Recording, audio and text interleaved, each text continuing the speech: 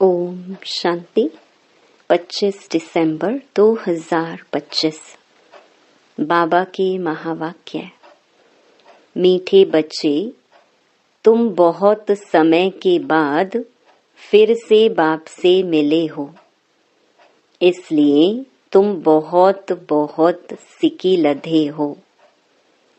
प्रश्न: अपनी स्थिति को एकरस बनाने का साधन क्या है? उत्तर: सदा याद रखो, जो सेकंड पास हुआ ड्रामा कल्प पहले भी ऐसे ही हुआ था। अभी तो निंदा स्तुति मान अपमान सब सामने आना है, इसलिए अपनी स्थिति को एकरस बनाने के लिए पास्ट का चिंतन मत करो। ओम शांति। रूहानी बच्चों प्रति रूहानी बाप समझा रहे हैं। रूहानी बाप का नाम क्या है? शिव बाबा। वह सब रूहों का बाप है। सब रूहानी बच्चों का नाम क्या है? आत्मा। जीव का नाम पड़ता है, आत्मा का नाम वही रहता है। यह भी बच्चे जानते हैं। सत्संग ढेर है। यह है सच्चा सच्चा सत का संग, जो सत बाप राजयोग सिखाकर हमको सतयुग में ले जाते हैं। ऐसे और कोई भी सत्संग व पाठशाला नहीं हो सकती है। यह भी तुम बच्चे जानते हो। सारा सृष्टि चक्र तुम बच्चों की बुद्धि में है। तुम बच्चे ही स्वदर्शन चक्रधारी हो। बाप बैठ समझाते हैं, यह सृष्टि चक्र कैसे फिरता है।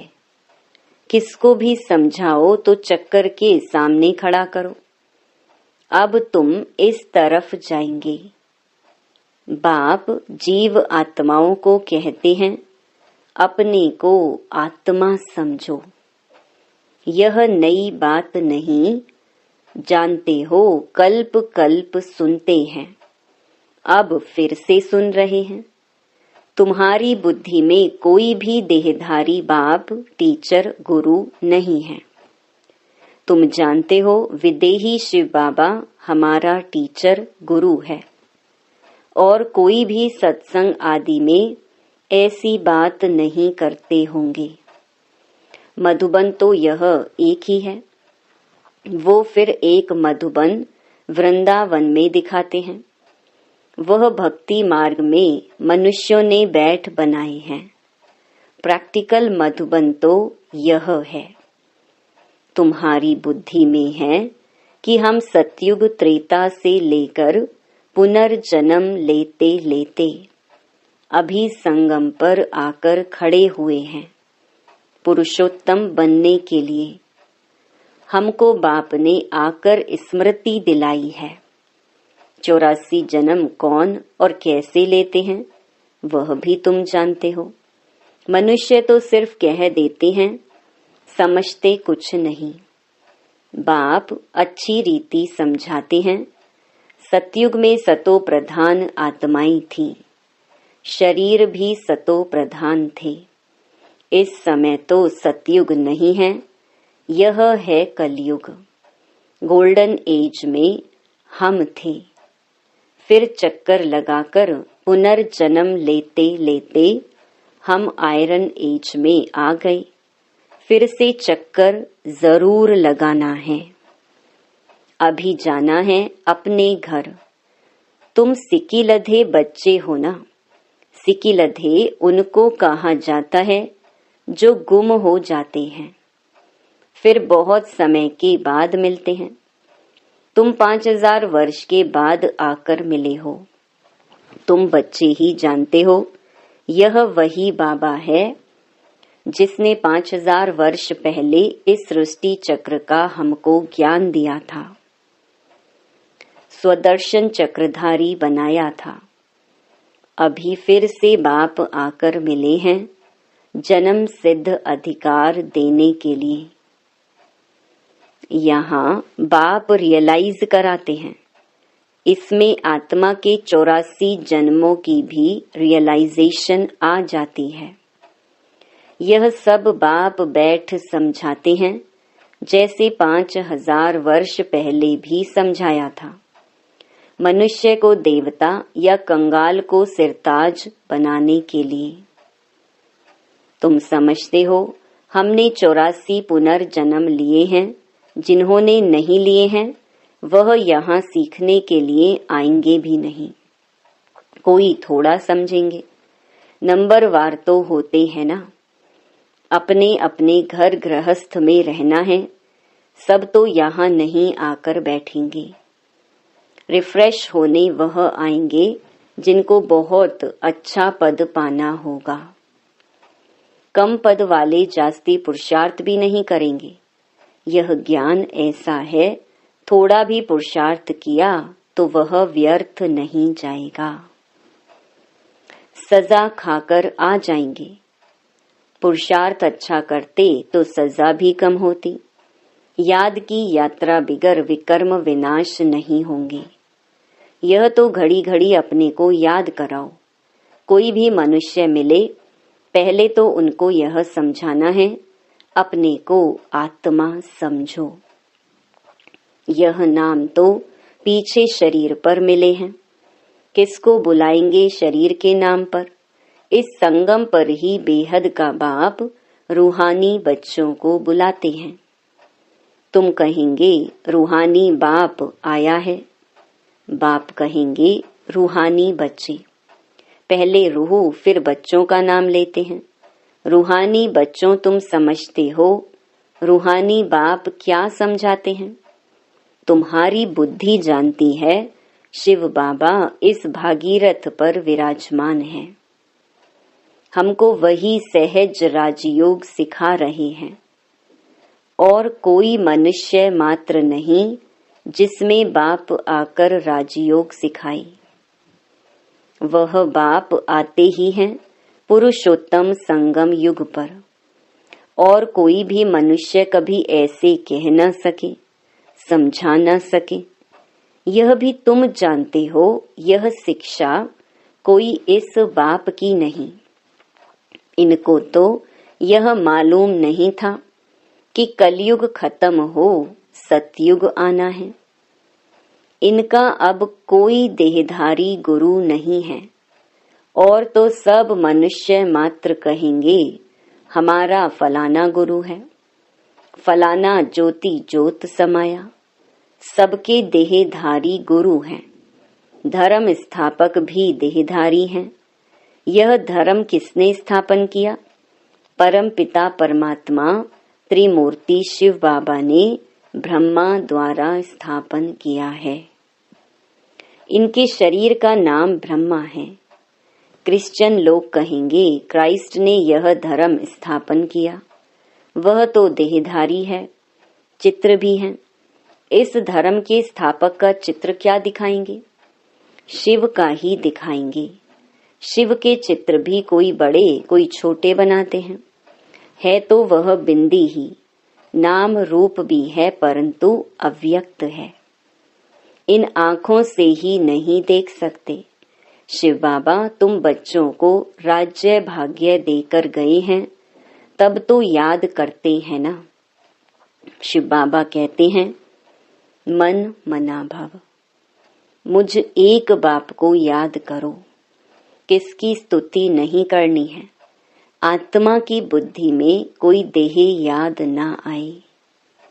यह अच्छी रीति समझने की बात है।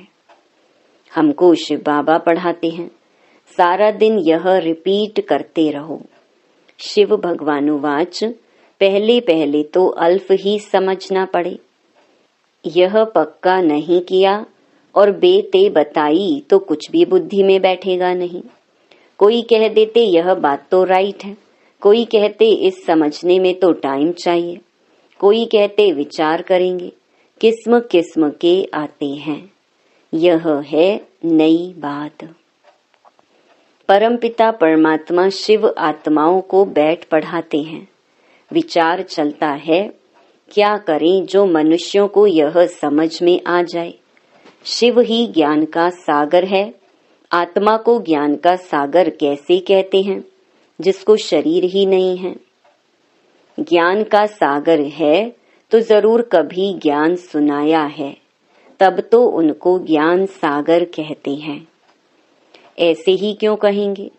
कोई बहुत पढ़ते हैं तो कहा जाता है यह तो बहुत वेद शास्त्र पढ़े हैं, इसीलिए शास्त्री अथवा विद्वान कहा जाता है। बाप को ज्ञान का सागर अथॉरिटी कहा जाता है। जरूर होकर गए हैं। पहले तो पूछना चाहिए अभी कलयुग है या सतयुग, नई दुनिया है या पुरानी दुनिया। एम ऑब्जेक्ट तो तुम्हारे सामने खड़ा है। यह लक्ष्मी नारायण अगर होते तो उन्हों का राज्य होता। यह पुरानी दुनिया कंगालपना ही नहीं होता। अभी तो सिर्फ इन्हों के चित्र हैं, मंदिर में मॉडल्स दिखाते हैं, नहीं तो उन्हों के महल बगीचे आदि कितने बड़े बड़े होंगे। सिर्फ मंदिर में थोड़े ही रहते होंगे। प्रेसिडेंट का मकान कितना बड़ा है। देवी देवता तो बड़े बड़े महलों में रहते होंगे। बहुत जगह होगी, वहां डरने आदि की बात ही नहीं होती। सदैव फुलवाड़ी रहती है, कांटे होते ही नहीं, वह है ही बगीचा। वहां तो लकड़ियां आदि जलाते नहीं होंगे। लकड़ियों में धुआं होता है तो दुख फील होता है। वहां हम बहुत थोड़े टुकड़े में रहते हैं, पीछे वृद्धि को पाते जाते हैं। बहुत अच्छे अच्छे बगीचे होंगे, खुशबू आती रहेगी। जंगल होगा ही नहीं। अभी फीलिंग आती है, देखते तो नहीं है। तुम ध्यान में बड़े बड़े महल आदि देख आते हो, वह तो यहाँ बना नहीं सकते। साक्षात्कार हुआ फिर गुम हो जाएगा। साक्षात्कार किया तो है ना। राजाएं प्रिंस प्रिंसेस होंगे, बहुत रमणीक स्वर्ग होगा। जैसे यहाँ मैसूर आदि रमणीक हैं, वैसे वहाँ बहुत अच्छी हवाएं लगती रहती हैं। पानी के झरने बहते रहते हैं। आत्मा समझती है हम अच्छी अच्छी चीजें बनाएं। आत्मा को स्वर्ग तो याद आता है ना। तुम बच्चों को रियलाइज होता है क्या क्या होगा, कहाँ हम रहते होंगे। इस समय यह स्मृति रहती है। चित्रों को देखो, तुम कितने खुश नसीब हो। वहाँ दुख की कोई बात नहीं होगी। हम तो स्वर्ग में थे, फिर नीचे उतरे, अब फिर स्वर्ग में जाना है। कैसे जाएं? रस्सी में लटक कर जाएंगे क्या? हम आत्माएं तो रहने वाली हैं शांति धाम की। बाप ने स्मृति दिलाई, अब तुम फिर देवता बन रहे हो और दूसरों को बना रहे हो। कितने घर बैठे भी साक्षात्कार करते हैं। बांधेलियों ने कभी देखा थोड़ी है कैसे आत्मा को उछल आती है। अपना घर नजदीक आने से आत्मा को खुशी होती है। समझते हैं बाबा हमको ज्ञान देकर श्रृंगारने आए हैं। आखरीन एक दिन अखबारों में भी पड़ेगा। अभी तो स्तुति निंदा मान अपमान सब सामने आता है। जानते हैं कल्प पहले भी ऐसे हुआ था, जो सेकंड पास हो गया उसका चिंतन नहीं करना होता। अखबारों में कल्प पहले भी ऐसे पड़ा था, फिर पुरुषार्थ किया जाता है। हंगामा तो जो हुआ था सो हो गया, नाम तो हो गया ना। फिर तुम रिस्पॉन्ड करते हो। कोई पढ़ते हैं, कोई नहीं पढ़ते हैं। फुर्सत नहीं मिलती और कामों में लग जाते हैं। अभी तुम्हारी बुद्धि में है यह बेहद का बड़ा ड्रामा है। टिक टिक चलती रहती है, चक्कर फिरता रहता है। एक सेकंड में जो पास हुआ फिर 5000 वर्ष बाद रिपीट होगा। जो हो गया सेकंड बाद ख्याल में आता है, यह भूल हो गई, ड्रामा में नूंद गया, कल्प पहले भी ऐसे ही भूल हुई थी, पास्ट हो गई, अब फिर आगे के लिए नहीं करेंगे। पुरुषार्थ करते रहते हैं। तुमको समझाया जाता है, घड़ी घड़ी यह भूल अच्छी नहीं है, यह कर्म अच्छा नहीं है, दिल खाती होगी, हमसे यह खराब काम हुआ। बाप समझानी देते हैं, ऐसे नहीं करो, किसको दुख होगा, मना की जाती है। बाप बतला देते हैं, यह काम नहीं करना, बिगर पूछे चीज उठाया, उसको चोरी कहा जाता है। ऐसे काम मत करो, कड़वा मत बोलो। आजकल दुनिया देखो कैसी है, कोई नौकर पर गुस्सा किया तो वह भी दुश्मनी करने लग पड़ते हैं। वहां तो शेर बकरी आपस में शीरखंड रहते हैं, लून पानी और शीरखंड। सतयुग में सब मनुष्य आत्माएं आपस में शीरखंड रहती हैं और इस रावण की दुनिया में सब मनुष्य लून पानी है। बाप बच्चा भी लून पानी, काम महाशत्रु है ना। काम कटारी चलाए एक दो को दुख देते हैं, यह सारी दुनिया लून पानी है। सतयुगी दुनिया शीरखंड है, इन बातों से दुनिया क्या जाने। मनुष्य तो स्वर्ग को लाखों वर्ष कह देते हैं, तो कोई बात बुद्धि में आ न सके। जो देवताएं थे उन्हों को ही स्मृति में आता है। तुम जानते हो यह देवता सतयुग में थे, जिसने 84 जन्म लिए हैं वही फिर से आकर पढ़ेंगे और कांटों से फूल बनेंगे। यह बाप की एक ही यूनिवर्सिटी है, इनकी ब्रांचेस निकलती रहती हैं। खुदा जब आएगा तब उनके खिदमतगार बनेंगे, जिनके द्वारा खुद खुदा राजाई स्थापन करेंगे। तुम समझते हो हम खुदा के खिदमतगार हैं। वह जिस्मानी खिदमत करते हैं, यह रूहानी। बाबा हम आत्माओं को रूहानी सर्विस सिखला रहे हैं, क्योंकि रूह ही तमो प्रधान बन गई है। फिर बाबा सतो प्रधान बना रहे हैं। बाबा कहते हैं, मामेकम याद करो तो विकर्म विनाश होंगे। यह योग अग्नि है। भारत का प्राचीन योग गाया हुआ है ना। आर्टिफिशियल योग तो बहुत हो गए हैं, इसीलिए बाबा कहते हैं याद की यात्रा कहना ठीक है। शिव बाबा को याद करते करते तुम शिवपुरी में चले जाएंगे। वह है शिवपुरी, वह विष्णुपुरी, यह रावणपुरी। विष्णुपुरी के पीछे है रामपुरी। सूर्यवंशी के बाद चंद्रवंशी है, यह तो कॉमन बात है। आधा कल्प सतयुग त्रेता, आधा कल्प द्वापर कलयुग।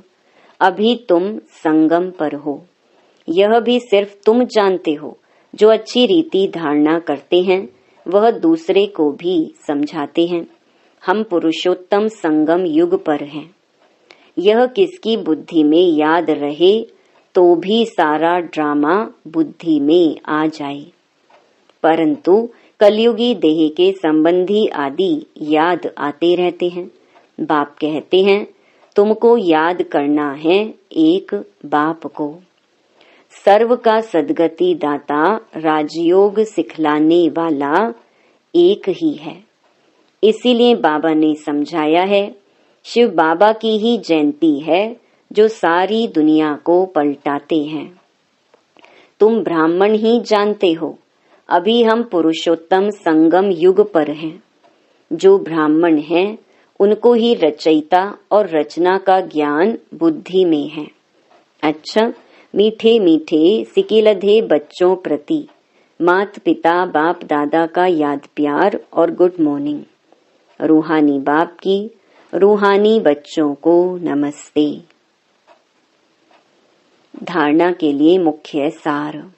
पहला, कोई भी ऐसा कर्म नहीं करना है जिससे किसी को दुख हो।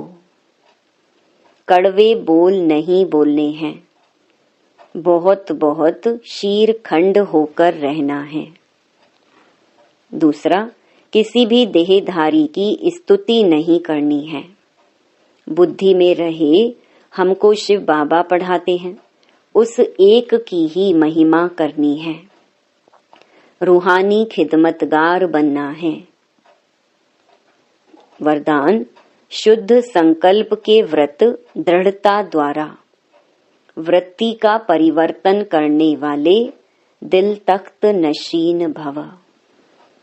बाप दादा का दिल तख्त इतना प्योर है, जो इस तख्त पर सदा प्योर आत्माएं ही बैठ सकती हैं।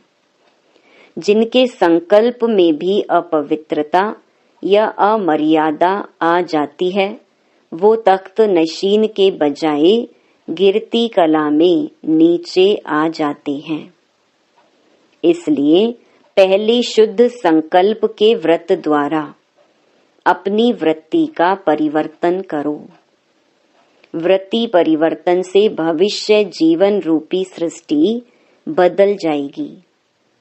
शुद्ध संकल्प व दृढ़ संकल्प के व्रत का प्रत्यक्ष फल है ही सदा काल के लिए बाप दादा का दिल तख्त। स्लोगन, जहाँ सर्व शक्तियाँ साथ हैं, वहाँ निर्विघ्न सफलता है ही। अव्यक्त इशारे, अब संपन्न व कर्मातीत बनने की धुन लगाओ। अंतःवाहक स्थिति अर्थात कर्म बंधन मुक्त कर्मातीत स्थिति का वाहन अर्थात अंतिम वाहन, जिस द्वारा ही सेकंड में साथ में उड़ेंगे। इसके लिए सर्व हदों से पार बेहद स्वरूप में बेहद के सेवाधारी सर्व हदों के ऊपर विजय प्राप्त करने वाले विजयी रतन बनो, तब ही अंतिम कर्मातीत स्वरूप के अनुभवी स्वरूप बनेंगे। अच्छा, ओम शांति।